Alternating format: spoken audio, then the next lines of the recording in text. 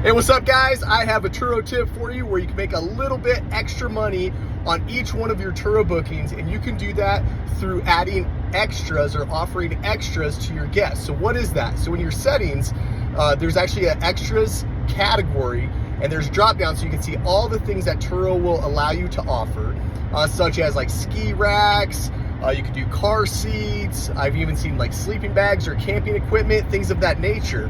With these extras, you get to set the dollar amount that you would let somebody use this extra on the trip. So for instance, I have ski racks and I charge $50 per trip. Now out of that 50 bucks, you actually get to keep 90% of it. So Turo's gonna take a 10% cut on it, but it's a little bit extra bonus that you can actually get for each one of your Turo bookings. So let's say for instance that you're gonna make 350 bucks on your Turo trip that you're charging a guest. And let's say that you have an extra for a ski rack and you charge 50 bucks, you will actually get to add another $45 extra to that trip. It's just a little trick of the trade, a good way to make a little bit extra money. I do the exact same thing with car seats.